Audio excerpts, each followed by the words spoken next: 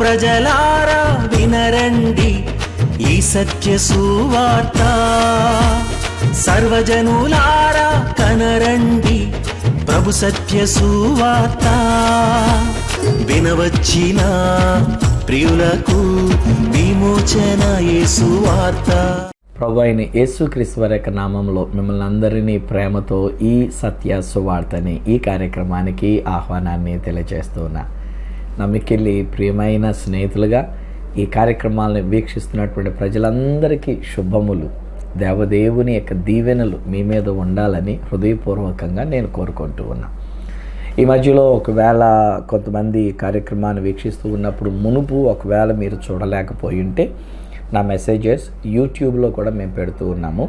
కనుక ఒకవేళ మీరు ఎవరైనా యూట్యూబ్లో మీరు సెర్చ్ చేసుకున్నట్లయితే నా పేరు మీద ఈ సత్య సువార్తని కానీ లేకపోతే సువార్తరాజ్ అని కానీ మీరు ఏది కొట్టినా అనేకమైన సందేశాలు, నేను ఇచ్చినటువంటి సందేశాలు మీరు వీక్షించగలరు, మీరు వాటిని చూచి ఆశీర్వదించబడగలరని నేను తెలియజేస్తూ ఉన్నా.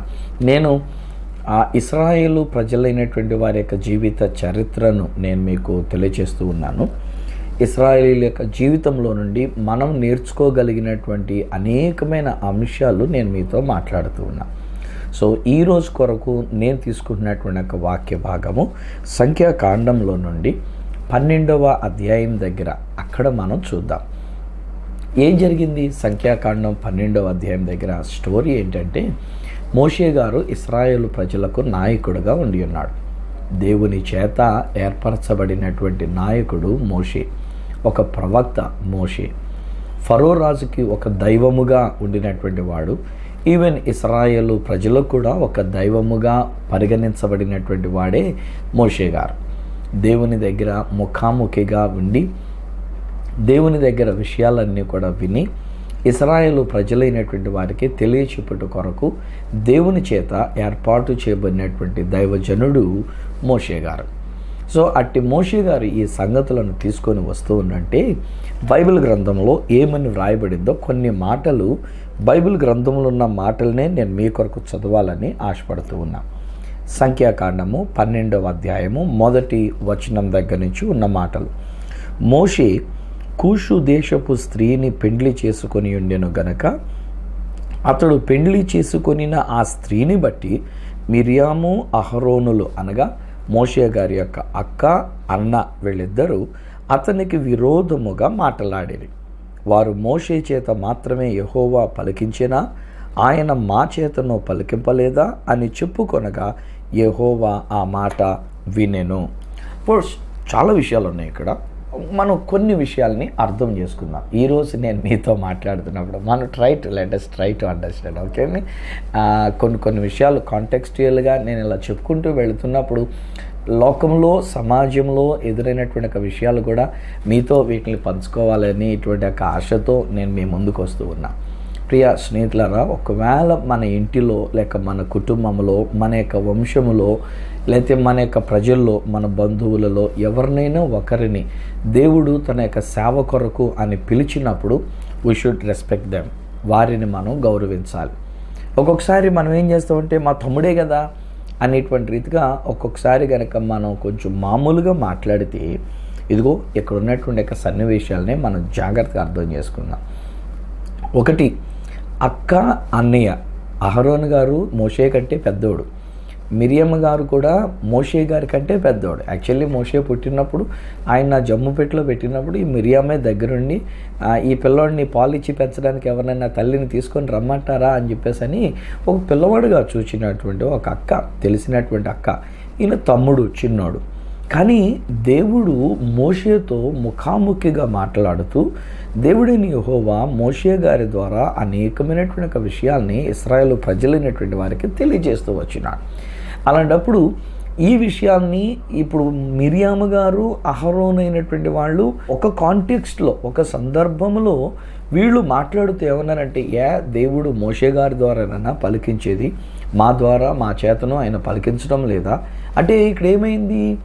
మనం కాంటెక్స్చువల్గా చూస్తేనండి, మోషే గారు కొంచెం నత్తిగా ఉన్నాడు గనక మోషే గారికి నోటికి నోరుగా ఉండినటువంటి వాడు అహరోన్ గారు. ఇప్పుడు మోషే గారిని అన్ని విషయాల్లో కూడా ఒక అక్కగా బాధ్యత తీసుకొని చూసుకుంటున్నటువంటి అక్క మిరియం గారు. సో ఇప్పుడు అందరూ మోషే గారి దగ్గరికి వెళ్ళి మోషే చెప్పినటువంటి ఒక మాట ప్రకారంగా వింటూ ఉన్నప్పుడు వీళ్ళిద్దరికీ కలిగినటువంటి ఒక భావన ఏంటంటే, అరే మేము అదే తల్లి కడుపున పుట్టి ఉన్నాం కదా, మేము వాడికంటే ముందుగానే పుట్టినటువంటి వాళ్ళం కదా, వాడికంటే మేము పెద్దవాళ్ళం కదా, అలాంటప్పుడు దేవుడు కేవలం మోషే ద్వారా నిన్న పలికించేది మా ద్వారా పలికించడం లేదా అని చెప్పేసి మాట్లాడారంట. ఇది దేవుడు ఆలకించడం. This is one thing. అది ఒక విషయం. రెండవది, నేను అందులో గమనించినప్పుడు ఇక్కడ వ్రాయబడిన కాంటెక్స్ట్లో ఏముందనంటే, మోషే చేసుకున్నటువంటి కూషు దేశపు స్త్రీని బట్టి, అనగా మోషే గారి యొక్క భార్యను బట్టి, ఇప్పుడు ఆడపడుచుగా ఉండినటువంటి యొక్క మిరియమ్మ గారు, బావగారుగా ఉండినటువంటి అహరోన్ గారు, ఆమెను బట్టి మోషే గారిని గురించి వారు వేరేగా మాట్లాడి ఉన్నారు.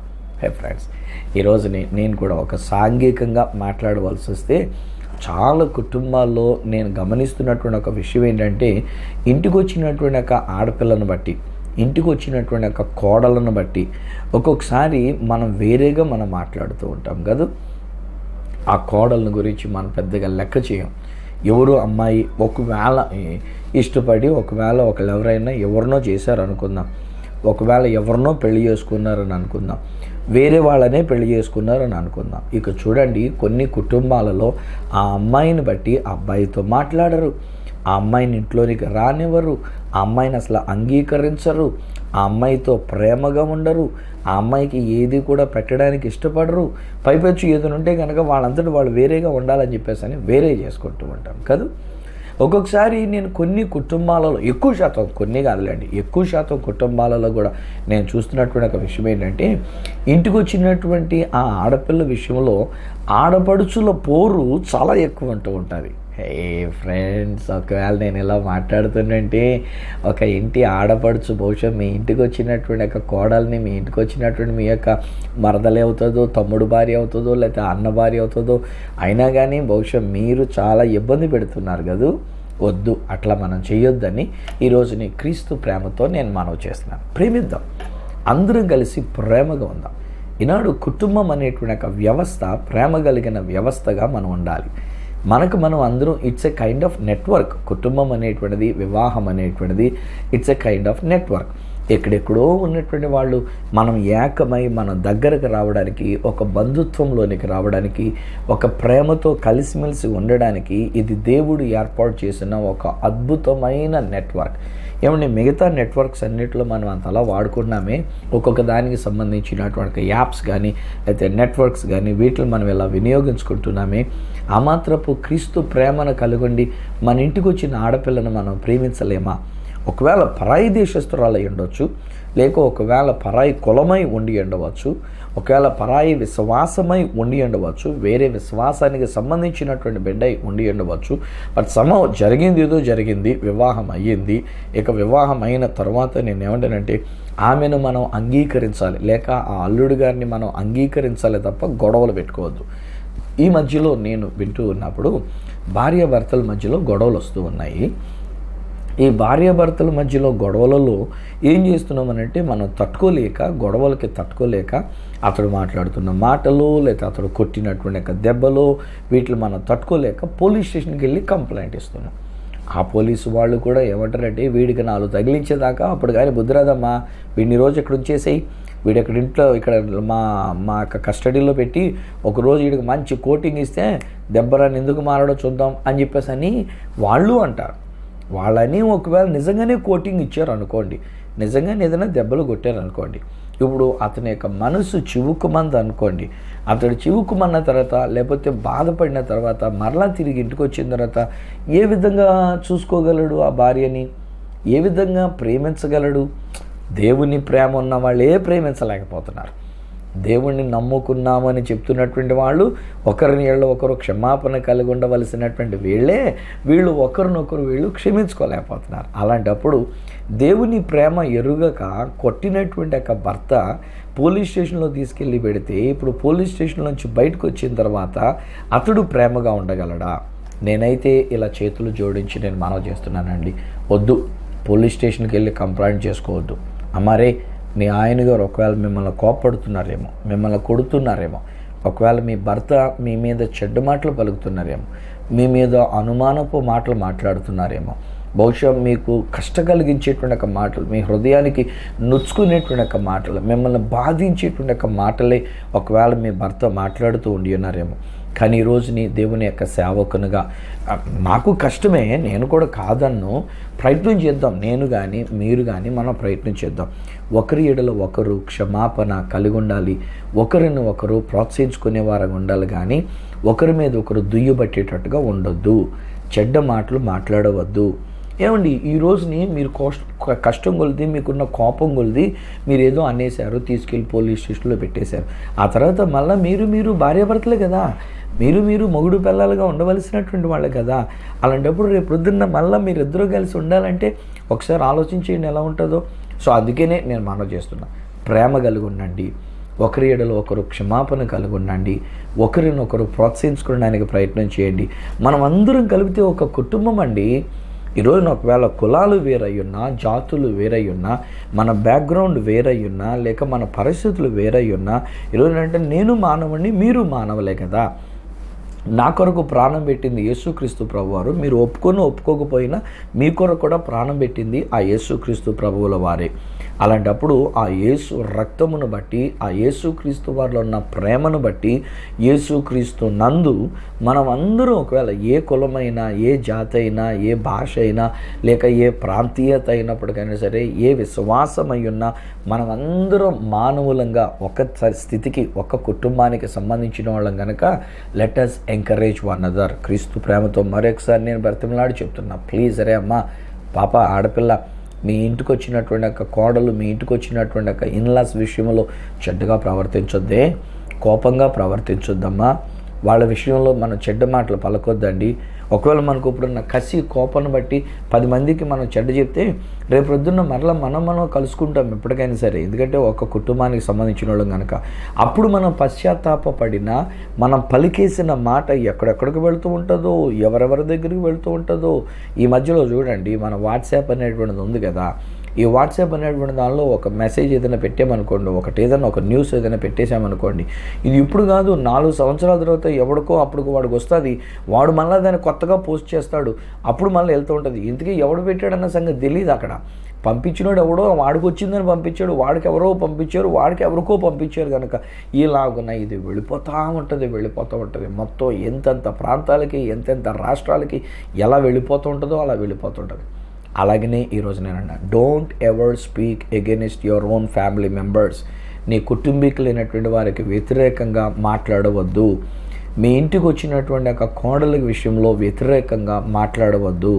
మన ఆడపడుచులముగా ఉన్నటువంటి మనం మనకింటికి వచ్చినటువంటి ఒక ఇల్లాలతో, లేకపోతే ఇంటికి వచ్చినటువంటి ఇన్లాస్ అయినటువంటి వారితో వ్యతిరేకంగా మాట్లాడొద్దు, దెబ్బలాట్లు పెట్టుకోవద్దు, గొడవలు ఆడుకోవద్దు, కలిసిమెలిసి సమాధానంగా ఉండాలని కోరుకుంటూ ఉన్నాం. బట్ ఇక్కడ కాంటెక్స్ట్ ఏంటంటే, సంఖ్యాకాండం 12వ అధ్యాయం ఉన్నటువంటి ఒక కాంటెక్స్ట్ ఏంటంటే, మోషే దైవజనుడు, దేవుని యొక్క సేవకుడు, దేవుని తరపున పనిచేస్తున్నటువంటి ఒక సేవకుడు. ఇక్కడ వీళ్ళు మాట్లాడుతూ సేవ విషయంలోనే వీళ్ళకు ఒక ప్రాబ్లం రేజ్ చేశారు. ఏంటంటే, దేవుడు మోషే ద్వారానే మాట్లాడా, మా ద్వారా దేవుడు మాట్లాడడం లేదా, మేము మాత్రం దేవుని యొక్క మాటను చెప్పడం లేదా అని కొంచెం వేరుగా మాట్లాడి ఉన్నారు. ఈ మాటలు దేవుడు విని ఉన్నాడు. ఒక విధంగా చెప్తే బైబిల్లో కూడా రాయబడిన మాట ఏంటంటే, మోషేకి వ్యతిరేకంగా మాట్లాడారంట, దైవజనుడికి విరుద్ధంగా మాట్లాడి ఉన్నారంట, లేక దైవజనుడి మీద తిరుగుబాటుతనంతో మాట్లాడి ఉన్నారంట. ఈ రోజుని మన క్రైస్తవ సమాజానికి నా మాటలు వింటున్న ప్రజానీకానికి కూడా క్రీస్తు ప్రేమతో నేను పంచుకుంటున్నా. ప్రియ స్నేహితులారా, ప్రియమైనటువంటి వారులారా, ప్లీజ్ అండి, for God sake, for haven sake, I request you humbly, నేను దీనుడిగా నేను మిమ్మల్ని బ్రతిమలాడి అడుగుతున్న మాటలు ఏంటంటే, దైవజనుడు అనేటువంటి వారు ఎవరైనప్పటికైనా సరే అట్టి దైవజనుడికి వ్యతిరేకంగా మాట్లాడొద్దండి. సంఘ పెద్దలు మీకు కూడా నేను తెలియజేస్తున్నాను, ఈ నా మాటలు వింటున్నటువంటి క్రైస్తవ నాయకులకు నేను తెలియజేస్తున్నాను, ప్లీజ్ అండి, యాలాకోలంగానూ మాట్లాడొద్దు, వ్యతిరేకంగా కూడా మాట్లాడొద్దు. ఒకవేళ ఇక్కడున్న కాంటెక్స్ట్ని బట్టి కూడా నేను చెప్పాల్సి వస్తే, వాళ్ళు మీ సొంత కుటుంబీకులై ఉన్నా, మీకంటే ఒకవేళ వయసులో చిన్నవాళ్ళయ్యున్నా, మీ చేత ఒకవేళ పెంచబడినటువంటి వ్యక్తులయ్యున్నా, మీరు ఒక అక్క అయ్యున్నా, లేకపోతే అన్న అయ్యున్నా, లేక బావ అయ్యున్నా, లేకపోతే ఇంకొకటి అయ్యున్నా, పెద్దవాళ్ళు అయ్యున్నా, ఈరోజు చెప్తా, ఆ దైవ సేవకుడే కానీ, ఆ దైవ సేవకురాలే కానీ దయచేసి వారికి విరుద్ధంగా, వారికి వ్యతిరేకంగా మాట్లాడవద్దు అని క్రీస్తు ప్రేమతో నేను మనవి చేస్తున్నాను. ఈ మధ్యలో ప్రతి ఒక్కరూ సేవకుల మీద సెటైర్లు వేయటమే, ప్రతి ఒక్కళ్ళు దైవ సేవకుల మీద మాట్లాడటమే. ఏమండి, దైవ సేవకులు కూడా మనుషులేనండి. కొంతమంది ఏదో వచ్చి మీద పడుతుంటే పాపంలో శోధనలో పడడం అనేటువంటిది వాళ్ళకైనా సహజమేనండి. ఒకవేళ వాళ్ళు ఏమీ సాధువులు అన్నట్లుగా వాళ్ళు తమను తాము త్యజించుకొని పరిత్యజించుకొని, లేకపోతే వాళ్ళు ఏ కోరికలు లేకుండా చేసుకోవడానికి అయినటువంటి రీతిగా ఉప్పు కారం తినకుండా ఏమీ తినకుండా ఉంటున్నటువంటి వాళ్ళు కారు కదా. లోకంలో ఉంటున్నటువంటి మనం నానా రకాలు మనం తిండి తింటూ ఉన్నాము, నానా రకాలైన రీతిలో మనం ఉంటూ ఉన్నాము. ప్రజలే మీద పడుతూ ఉంటారు, ప్రజలు వచ్చి పరిచయం చేస్తూ ఉంటారు, ప్రజలు వచ్చి నానా రకాలుగా ప్రేమను కనబరుస్తూ ఉంటారు. దానిలో ఉండేటువంటి ఒక భావన ఆటోమేటిక్గా వాళ్ళకి అర్థమయ్యేటువంటి రీతిగా ప్రేమలో పడుతున్నటువంటి రీతిగా, లేకపోతే కోరికల్లో పడుతున్నటువంటి రీతిగా ఉంటూ ఉంటాయి. ఇంకా అక్కడే చూడండి, వీళ్ళే ముందు దీన్ని ప్రచారం చేస్తూ కూర్చున్నారు. ఆ పడగొట్టినటువంటి వాళ్ళే దాన్ని ప్రచారం చేస్తారు. పక్కన కూర్చున్న వాళ్ళే దానిని వీడియో తీసి ఇతరులకు అందించడానికి ప్రయత్నం చేస్తారు. వాళ్ళు ఉన్నప్పుడు వాళ్ళ ప్రేమ కలిగి వాళ్ళంత దగ్గరగా, వాళ్ళంత సన్నిహితంగా మసులుకుంటూ ఉన్నారో ఈ విషయాల్ని వీడియోలు తీసి ఆ తర్వాత రేపు పొద్దున్న ఏదో ఒక కష్టం వచ్చినప్పుడు, లేకపోతే ఏదైనా వ్యతిరేకత వచ్చినప్పుడు, లేకపోతే ఎప్పుడైనా ఏదైనా కష్టం వాళ్ళిద్దరి మధ్యలో కలిగినప్పుడు దాన్ని తీసుకొచ్చి వాట్సాప్లో పెడితే ఇక చూడండి టామ్ టామ్ టామ్ టామ్ అయిపోతున్నటువంటి రీతిగా సేవకుడి గురించి మాట్లాడుకునేటువంటి ఒక విషయాలు. సో ఈరోజు నేను ఒక మాట చెప్తాను, సాటి మనిషిగా నేను ఒక మాట చెప్తున్నాను. నేను సేవకుడిని కనుక నా తోటి దైవ సేవకుల విషయంలో నేను ఒక మాట చెప్తున్నాను. ఒకవేళ ఏదన్నా విషయం ఉంటే కూడా, ఒకవేళ ఏదన్నా శోధనలో కనుక ఒకవేళ పడి ఉంటే కూడా, ఒకవేళ ఏదన్నా ఒక సమస్య ఆ సేవకుడి వలన కలిగి ఉంటే కూడా క్షమించేద్దామండి. పెద్ద మనసుతో మనం క్షమించేద్దామండి. అంతే తప్ప వారి మీద అనవసరమైన మాటలు మనం పలకొద్దండి. మనమే పెద్దోళ్ళం. ఇక్కడ ఉన్నటువంటి మిరియాము ఈయన కంటే మోషే గారి కంటే పెద్దది, అలాగే అహరోను మోషే గారి కంటే కూడా పెద్దోడు. అందుచేత వాళ్ళు అనడానికి హక్కు ఉంది. కానీ అక్కడున్న కాంటెక్స్ట్ ఏమంటాడంటే, సంఖ్యాకాండం 12వ అధ్యాయం ఉన్నటువంటి ఒక కాంటెక్స్ట్లో, నా సేవకుడైనటువంటి మోషేని గురించి మీరు ఎలా మాట్లాడతారా అని చెప్పేసి అని దేవునికి కోపం వచ్చి మిరియాం గారు పలికినటువంటి ఒక మాటను బట్టి వెంటనే ఒక శిక్ష ఆమె మీదకి వచ్చినటువంటి ఒక విషయం. ఆమె యొక్క శరీరం కుష్టు వ్యాధితో పొంగిపోయిందంట. కుష్టు వ్యాధి అనేటువంటిది వచ్చిందంట దైవజనుడికి విరుద్ధంగా మాట్లాడితే. నేను ఇప్పుడు మిమ్మల్ని భయపెట్టట్లేదండో. ఒకవేళ మీలో ఎవరైనా ఒక దైవ సేవకుని గురించి వ్యతిరేకంగా మీరు మాట్లాడి ఉండి ఉంటే, ఒకవేళ ఒక దైవ సేవకునికి విరుద్ధంగా మాట్లాడి మీరు పనిచేసి ఉండుంటే, ఒక దైవ సేవకుని మీద తిరుగుబాటుతనంగా వెళ్ళుండుంటే, ఒక దైవ సేవకుని మీరు బూతులు దూషించి ఉండి ఉంటే కనుక, ఈరోజు నేను చెప్తున్నా, దేవుడు మంచి దేవుడు. ఆయన మన మీద అలాంటి దండన ఇప్పుడు మనకి ఇవ్వట్లే. ఆయన తన కోపాన్ని ప్రదర్శించుకుంటలే, తన కృపని మనకు చూపించడానికి ఇష్టపడుతున్నాడు. తన ప్రేమని దేవుడు మనకు చూపించడానికి ఇష్టపడుతున్నాడు. నిజానికి చెప్పాలంటే పాత నిబంధన కాలమై ఉంటే ఈపాటికి ఎంతమంది కుష్టి వ్యాధి వచ్చి ఉండదు కదా. పాత నిబంధన కాలమై ఉంటే కనుక దైవ సేవకునికి విరోధంగా మాట్లాడిన ప్రతి ఒక్కరికి కుష్టి వ్యాధి వచ్చేదైతే దాదాపు అనేక మంది శాతం కుష్టి వ్యాధిగ్రస్తులుగా తయారైపోయిండేవారు. ఎందుకంటే మనలో చాలామంది మనం ఇలాగున్న దైవ సేవకులకు విరుద్ధంగా మాట్లాడి ఉండి ఉండవచ్చు. ఇంకా తెలుసండి స్నేహితులైనా, సేవకుడే సేవకునికి విరుద్ధంగా మాట్లాడుతూ ఉంటాము. ఏం చేస్తాము, మా బలహీనత అది కూడాను. ఒక తోటి సేవకుడు మరొక తోటి సేవకుడైనటువంటి వాడు ఒకవేళ బాగుపడుతుందంటే బాగుపడుతున్నాడు లేండి, వాడు ఎలాగున్నా పలానోళ్ళ దండు చూసుకొని బాగుపడుతున్నాడు, పలానోళ్ళ దగ్గర నుంచి డబ్బులు బాగా వస్తున్నాయి, పలానోళ్ళు ఇతనికి చాలా సపోర్టివ్గా ఉన్నారు, వాడికేంటి సుఖం ఇష్టం వచ్చినట్టు అనిపిస్తున్నాడు, ఈ ఊరిలో ఒకడు ఇంకొక ఊరిలో ఒకరు, ఏ ఊరు వెళ్తే ఆ ఊరిలో ఒక్కొక్కరు మెయింటైన్ చేస్తున్నటువంటి వాడు ఇలాగని చెప్పేసి అని లేనిపోయిన మాటలు మా సేవకులమైనటువంటి మేమే మా సేవకుల మీద మాట్లాడుకుంటున్నాం. సో ఈరోజు నేను తోటి సేవకులు కూడా నేను మనవి చేస్తున్నాను ఫ్రెండ్స్, మన తోటి దైవజనుల గురించి మనం ఇలా అప్రతిష్ట చేయొద్దు. మన తోటి దైవజనుల గురించి మన చెడ్డ మాట పలకొద్దు. వీలైనంత మటుకు మనం దేవుని యొక్క మంచితనాన్ని మనం ప్రకటించాలి, దేవుని యొక్క సువర్తమానాన్ని మనం ప్రకటించాలి, దేవుని యొక్క కార్యాలని మనం ప్రకటించవలసిన వారమే అంటూ ఉన్నాం. సో ఈ దినాన్ని నేను కోరుతున్న మాట ఏంటంటే, దయచేసి ఒకవేళ ఎవరమై ఉన్నా మనం గనక వ్యతిరేకంగా దేవునికి విరోధంగా గనక మాట్లాడుతూ ఉన్నట్లయితే, దేవుని సేవకునికి విరోధంగా గనక మనం మాట్లాడుతూ ఉన్నట్లయితే, ఈ రోజున దేవుని దగ్గర మనం క్షమాపణ అడుగుదాం. దేవుని దగ్గర మనం మొర్ర పెట్టుకుందాం, దేవా క్షమించండి అని చెప్పి దేవుని అడుగుదాం. ఎక్కడైనా కనీసం ఏ దైవ సేవకునికి విరుద్ధంగా మనం మాట్లాడవద్దు, ఏ సువార్థికునికి విరుద్ధంగా మనం మాట్లాడవద్దు, దేవుని తరపున పనిచేస్తున్న ఏ వ్యక్తి విషయంలో విరుద్ధంగా మాట్లాడవద్దు. అంతెందుకండి, ఏ మనిషికి విరుద్ధంగా మాట్లాడొద్దు, మన ఇంట్లో కూడా ఎవరికి విరుద్ధంగా మాట్లాడొద్దు, మన సమాజంలో ఎవరితోనూ విరుద్ధంగా మాట్లాడవద్దు, ఎవరి మీద వ్యతిరేకమైనటువంటి ఒక మాటలు మనం మాట్లాడవద్దు. చేతనైతే ఒక మంచి మాట మాట్లాడదాం, చేతనైతే ఒక సృజనాత్మకతతో ఉండేటువంటి ఒక స్వచ్ఛమైన ఒక దీవెనకరమైనటువంటి ఒక మాటను పలకడానికి మనం ప్రయత్నం చేద్దాం. అంతే తప్ప దయచేసి నేను క్రీస్తు ప్రేమతో ఈరోజు కాంటెక్స్ట్ని బట్టి నేను చెప్తున్నా.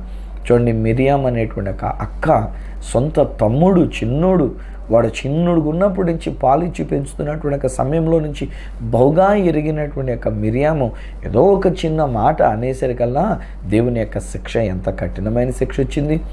ఏం జరిగిందకప్పుడు మళ్ళీ అహరోను మోషే గారి దగ్గరికి వచ్చి, అయ్యా నాయనా, అహరోను మాట్లాడుతుంటాడు, మోషే గారు తమ్ముడే ఆయన గారు అంటాడు, మమ్మల్ని క్షమించండి, అయ్యో నా సోదరి చిన్నప్పుడు పుట్టినప్పుడే తన చెయ్యి ఎండిపోయినట్టుగా తెల్లబారిపోయినట్టుగా ఇలాంటి భయంకరమైన కుష్టు వ్యాధితో తను బాధపడుతుంది, ప్లీజ్ దయచేసి మమ్మల్ని క్షమించండి అని చెప్పేసి అని ఆయన క్షమాపణ అడిగితే మళ్ళీ మోషే గారే వెళ్ళవలసి వచ్చింది. ఎవరికైతే విరుద్ధంగా వీళ్ళు మాట్లాడారో ఆ దైవజనుడే మళ్ళా దేవుని దగ్గరికి వెళ్ళి మొర్ర పెట్టుకోవాలి. నేను గతంలో మీతో చెప్పానో లేదో నాకు గుర్తులేదు కానండి, ఆ మధ్యలో ఒకరెవరో నాకు ఫోన్ చేసి డబ్బులు అడిగితే నేను అన్నాను, బాబు నేను అలా డబ్బులు సాయం చేయను, నేను ప్రార్థన చేస్తాను, నేను అలా డబ్బులు సాయం చేయను. బేబీ లేదండి, ఒక పేషెంట్ అండి, కావాలంటే మీకు అవన్నీ నేను పంపిస్తానండి, ఆ పేషెంట్కి మీరు ఎట్లయినా సాయం చేయాలండి, ఇలాగ నా టీవీలో వచ్చేటువంటి వాళ్ళకి మేము చెప్తున్నామండి, మా అకౌంట్ నెంబర్ పంపిస్తాం, మా అకౌంట్లో వేసేయండి అన్నాడు. నేను ప్రార్థన చేసి చెప్తానులే బాబు అన్నాను. మరుసటి రోజుకి మళ్ళీ ఫోన్ చేసి మళ్ళీ అడిగాడు, అయ్యా అకౌంట్లో వేసారా అని చెప్పేసి అని. నేను అన్నాను, బాబు ఈ అకౌంట్లో నేను వేయట్లేదు, నేను ముందే చెప్పాను కదా నేను ప్రార్థన చేస్తానని, నేను ఎప్పుడైనా ఒకసారి హైదరాబాద్కి వచ్చినప్పుడు అప్పుడు నేను మిమ్మల్ని కాల్ చేస్తాను, మిమ్మల్ని కలుసుకొని నా దగ్గర ఏమైనా ఉండి దేవుడు నన్ను ఏదైనా ప్రేరేపణిస్తే నేను చేయగలిగితే అప్పుడు నేను చేస్తాను. ఇక చూడండి, వాడు అంటాడు, ఇష్టం వచ్చిన బూతులు మాట్లాడడం మొదలుపెట్టాడు, ఇష్టం వచ్చిన రీతిగా పలకడం మొదలుపెట్టినాడు. అప్పటి వరకు రిక్వెస్ట్ చేసినటువంటి అతడు అప్పుడు మాటలు మార్చేసి ఇప్పుడు ఎలాంటి రీతిగా, ప్లస్ అతడు ఒక బిషప్ తల్లి గారి తరపున మాట్లాడుతున్నానని చెప్పాడు, ఆవిడ కూడా అలాగే మాట్లాడడం మొదలుపెట్టింది. నిజానికి చెప్పాలంటే తర్వాత పోలీస్ ఎంక్వైరీ పెట్టాను, వాడు పక్కా ఫేక్ తప్పు ఇదిగా వాడు అక్రమమైనటువంటి రీతిగా ఒక అకౌంట్ నెంబర్ క్రియేట్ చేసి ఆ అకౌంట్లోనికి డబ్బులు వేయించడానికి ఇలాగున్న బ్లాక్మెయిల్ చేస్తున్నటువంటి రీతిగా చేస్తున్నటువంటి వ్యక్తులు వాళ్ళు. ఇలాగ టీవీలో వచ్చే ఫోన్ నెంబర్స్ ప్రకారంగా వాళ్ళతో మాట్లాడుతూ బిషప్ తల్లి గారు మాట్లాడుతున్నారని చెప్పేసి అని వంకబెట్టి, బిషప్ తల్లి గారు అంటే రెస్పాండ్ అవుతారు కదా అని చెప్పేసి అని తీసుకొని ఇలాగ అకౌంట్స్ తోటి డబ్బులు సంపాదించుకోవడానికి చేస్తున్న ఒక భయంకరమైన మోసగాడు కనుక దైవజనుడిని కూడా ఆలోచించుకోండిగా వాడు ఇష్టం వచ్చినట్టు మాట్లాడాడండి. నేను రికార్డ్ చేద్దాం అనుకున్నా చేపని, మళ్ళీ రికార్డ్ చేసి ఈ మాటికి నేను వినేదానికంటే అనుకొని వదిలేసా. కథ నేను ఒక మాట చెప్పాను, బ్రదర్ నువ్వేం మాట్లాడుతున్నావో నీకు తెలియట్లేదు, ఎవరితో మాట్లాడుతున్నావో నీకు తెలియట్లేదు. ఒక అభిషక్తుడైనటువంటి ఒక దైవజనుడితో నువ్వు మాట్లాడుతున్నప్పుడు నువ్వు మాట్లాడుతున్న బూతులు, ఆ చెడ్డ మాటలు దేవుడిని నిన్ను క్షమించాలని కోరుతున్నాను అంటూ నేను మాట్లాడుకుంటూ వచ్చాను. ఈ రోజున కూడా నేను చెప్తున్నా, ఫ్రెండ్స్, ఒకవేళ ఇంటిలో వాళ్ళతోనే మనం వ్యతిరేకంగా మాట్లాడుతున్నామో, సమాజంలో ఉన్న వాళ్ళతోనే వ్యతిరేకంగా మాట్లాడుతున్నామో, ఒక దైవజనుడికి మనం వ్యతిరేకంగా మాట్లాడుతున్నామో, లేక దేవునికి వ్యతిరేకంగా మనం మాట్లాడుతున్నామో, మన ఇంటికి వచ్చినటువంటి ఒక కోడళ్ళ విషయంలో మనం వ్యతిరేకంగా మాట్లాడుతున్నామో, ఆడబడుచులమయ్యండి ఒకవేళ ఇంటికి వచ్చిన బంధువుల విషయంలో వ్యతిరేకంగా మాట్లాడుతూ ఉన్నామో, లేక ఏ విషయంలో ఈవెన్ ఒకవేళ ఒక్కొక్కసారి ఇంటికి వచ్చిన కోడలు కూడా అత్తగారిని పట్టుకొని ఒకవేళ దుర్భాషలు ఆడుతుందేమో నాకు తెలీదు. సో ఒక్కొక్కసారి ఇలాంటి పరిస్థితులు కూడా ఎదురు కావడం అనేటువంటిది సహజంగా నేను చూస్తున్నటువంటి ఒక విషయాలు కనుక ఒకవేళ ఒక ఇంటికి వచ్చిన ఒక కోడలు కుమార్తె బహుశా మీరు మీ అత్తగారి గురించి మీ ఇంట్లో వాళ్ళ గురించి ఒకవేళ చెడ్డగా మీరు మాట్లాడుతున్నారేమో, చాలా ఏడిపిస్తున్నారేమో, మాటలు అనరాని మాటలు మీరు అంటూ ఉన్నారేమో, ఇండైరెక్ట్గా దెబ్బ తగిలేటటువంటి రీతిగా మీరు మాట్లాడుతున్నారేమో. సో ఈరోజు ఈ కాంటెక్స్ట్లో నేను మనం చేస్తున్నా, let us build a nice house. ఒక మంచి ఇల్లుగా మనం కట్టబడడానికి ప్రయత్నం చేద్దాం, ఒక మంచి సమాజముగా మనం కట్టబడ్డానికినటువంటి రీతిగా ప్రయత్నం చేద్దాం, ఒక మంచి కుటుంబముగా కట్టబడడానికి ప్రయత్నం చేద్దాం. పెద్దవాళ్ళమైనటువంటి మనమే వాళ్ళ కొరకు మనం విజ్ఞాపన చేసేటువంటి వాళ్ళంగా, వాళ్ళ కొరకు మనం ప్రార్థించేటువంటి వాళ్ళంగా ఉండడానికి మన వంతు ప్రయత్నం మనం చేద్దాం. నా ప్రియ స్నేహితులారా, ఇది ఈ నా మాటలు వింటున్నటువంటి మనందరి జీవితంలో ఒకవేళ ఇప్పటికే మనం చెడ్డ మాటలు మాట్లాడుంటే క్షమించమని దేవుణ్ణి అడుగుదాం. ఒకవేళ ఇక మీదట మనకి ఏదైనా ఇలాంటి పరిస్థితులు కనుక ఎదురవుతూ ఉన్నట్లయితే ఆ దేవుని దగ్గర మొర్ర పెట్టుకుంటూ అడుగుదాం, దేవా నేను తొందరపడి నోరు జారకుండానట్లు, ఎవరి విషయంలో నేను వ్యతిరేక మాటలు మాట్లాడకుండానట్లు, మీకు వినబడేటువంటి రీతిగా అలాంటి చెడ్డ మాటలు మాట్లాడకుండా ఉండడానికి నాకు సహాయం చేయండి. మా ఇంటిని ఒక స్వర్గంగా చేసుకుంటాం, మా యొక్క సంఘాన్ని ఒక స్వర్గంగా చేసుకుంటాం, మా యొక్క సమాజాన్ని ఒక స్వర్గంలాగా మేము ఉంచుకుంటాం. ఒకరి ఎడలో ఒకరు ప్రేమ కలిగి, ఒకరి ఎడలో ఒకరు ప్రోత్సాహాన్ని చేసుకుంటూ, ఒకరినొకరు మేము బలపరుచుకుంటూ ఇలా మా జీవితంలో మేము ముందుకు సాగిపోతాం అనేటువంటి మాటతో మనం ప్రార్థన చేసుకుందామా? రండి, తలలు వంచండి, మనం కళ్ళు మూసుకొని ప్రభు దగ్గర పశ్చాత్తాపడదాం. ఒకవేళ మీరు అలాంటి తప్పు చేసినా ఈరోజు నేను మీ పక్షంగా మొరపెడుతున్నా. ఆనాడు మోషే ప్రార్థించిన ప్రకారంగా నేను మొరపెడుతున్నా. అయితే ఆనాడు దేవుడు పాత నిబంధన ప్రకారంగా కొన్ని దినాలు నీ యొక్క సోదరైనా నీ అక్క అయినా ఎవరైనా సరే తాను చేసిన తప్పుకి కొన్ని దినాలు పాలెం వెలుపల ఉండనివ్వండి, పేటకు వెలుపల ఉండనివ్వండి, ఊరికి బయట ఉండనివ్వండి, ఓ కుష్ఠవ్యాధి కలిగినటువంటి ఆవిడగా ఉండనివ్వండి అని చెప్పేసి దేవుడు అనుమతించాడు. కానీ ఇప్పుడైతే అలా చేయట్లే. ఆయన ప్రేమతో మనం చేర్చుకోవడానికి సిద్ధంగా ఉన్నాడు. మనం పశ్చాత్తాప్తులమై ఐఎమ్ సారీ ప్రభా, దైవ సేవకునికి వ్యతిరేకంగా నేను మాట్లాడి ఉన్నాను, మావాడే కదా, మా బంధువులే కదా, మాకంటే చిన్నోడే కదా అని ఒక చిన్నవాడిగా భావించి మేము మాట్లాడాము, ఐఎమ్ సారీ ప్రభు అని చెప్తే ఆ దేవుడు మీ కొరకే ఇలా చేతులు చాపి ఆయన మిమ్మల్ని కౌగలించుకోవడానికి ఇష్టపడుతున్నాడు, మిమ్మల్ని ముద్దు పెట్టుకోవడానికి ఇష్టపడుతున్నాడు, మిమ్మల్ని దీవించడానికి ఇష్టపడుతున్నాడు, మిమ్మల్ని క్షమించి ఆయన హక్కున చేర్చుకునడానికి ఆయన సంసిద్ధంగా ఉన్నాడు. కళ్ళు మూసుకునండి, చిన్న ప్రార్థన చేసుకుందాం. పరిశుద్ధుడు అయిన మా ప్రభువా, మా తండ్రి, మీకు వందనాలు, మీకు స్తోత్రాలు మేము చెల్లించుకుంటూ ఉన్నాం. మీరెంత మంచి దేవుడునైనా మేము తొందరపడి మాట్లాడేశాం, మా వాళ్ళే కదా, మాకంటే చిన్నోడే కదా, మా కళ్ళ ముందు పెరిగినోడే కదా అని చెప్పి ఆ దైవ సేవకుని గురించి, ఆ దైవ సేవకురాల గురించి మేము ఏదేదో మాట్లాడుతూ వచ్చినాం. కొందరైతేనైనా మా ఇంట్లో వాళ్ళే కదా అని కూడా అనుకున్నాం. ప్రభా, ఇది సమయంలో నేను మొరపెడుతున్న, చివరికి ఒకవేళ భార్య అయినా లేక భర్త అయినా సేవ చేస్తున్నాను దేని కుమారుని విషయంలో లేక దేని కుమార్తె విషయంలో మేము తొందరపడి మాట్లాడకూడదునైనా, అలా మాట్లాడితే భయంకరమైన శిక్ష ఆనాడు మిరియాముకు మీరు ఇచ్చి ఉన్నారు. కానీ ఇప్పుడు మీరు అలా శిక్షించట్లేదు, నీ ప్రేమనే మీరు చూపిస్తున్నారు. ఇప్పుడు నీ కృపను మా పట్ల చూపిస్తున్నారు, మీ కనికరమును మా కొరకు చూపిస్తున్నారు. మమ్మల్ని శిక్షించకుండా, మమ్మల్ని దండించకుండా ప్రేమించి ఈరోజైనా మేము పశ్చాత్తాపడతామని మీరు ఎదురు చూస్తున్నారు. వారి కొరకు నేను ప్రార్థన చేస్తున్నాను అయినా, ఈ కుటుంబం కొరకు నేను ప్రార్థన చేస్తున్నాను. తెలిసియో తెలియకయో దైవ సేవకునికి వ్యతిరేకంగా మాట్లాడారు, చిన్నోడే కదా అని ఒకవేళ తేలిగ్గా మాట్లాడి ఉన్నారు, చెడ్డ మాటలే మాట్లాడి ఉన్నారు, బూతులే మాట్లాడి ఉన్నారు, నాన్న ఎటువంటి గోతులే తవ్వి ఉన్నారు. ప్లీజ్ నైనా వీరిని క్షమించండి. మేము ఇక మీదట ఎవరి విషయంలో వ్యతిరేకంగా మాట్లాడడం, ఇంట్లో వాళ్ళైనా, సేవకులై ఉన్నా, ఇతరులై ఉన్నా, ఎవరై ఉన్నప్పటికైనా సరే వీలైనంత మటుకు ఏ మనిషి గురించి కూడా మేము చెడ్డ మాట పలకం, ఏ మనిషి మీద దుర్భాషలు ఆడడం, ఏ మనిషి విషయంలో వ్యతిరేకంగా మేము ఉండం. నాన్న నిన్ను బట్టి, నీ ప్రేమను బట్టి, నీ రక్తంలో మేము కడగబడిన విధానాన్ని బట్టి ఒక మంచి జీవితం మాకు ఇచ్చినందుకు కోటి కోటి స్తుతులు మీకు చెల్లించుకుంటూ ఈ విడలను దీవిస్తూ ఆశీర్వదిస్తూ యేసు శక్తిగల నామమున ప్రార్థించి పొంది ఉన్నాము తండ్రి, ఆమేన్. తండ్రి, కుమార, పరిశుద్ధాత్మలను దేవదేవుని దీవెన ఆశీర్వాదం ఆయన బిడలముగా మనకును మన యొక్క కుటుంబములకును మనము దేవుని చేత ఆశీర్వదించబడి ఒక మంచి జీవితములోనికి మనం వెళ్ళున్నట్లు సదా మనకు తోడైండి ఆశీర్వదించి నడిపించును గాక. Amen, amen. వెల్సినేట్లరా, దేవుడు మిమ్మల్ని, నన్ను, మనందరినీ దీవించడానికి ఆయన ఇష్టపడుతున్నాడు. మనం ఆరోగ్యవంతమైన జీవితాన్ని కలిగి ఉండాలని ఆయన కోరుకుంటున్నాడు.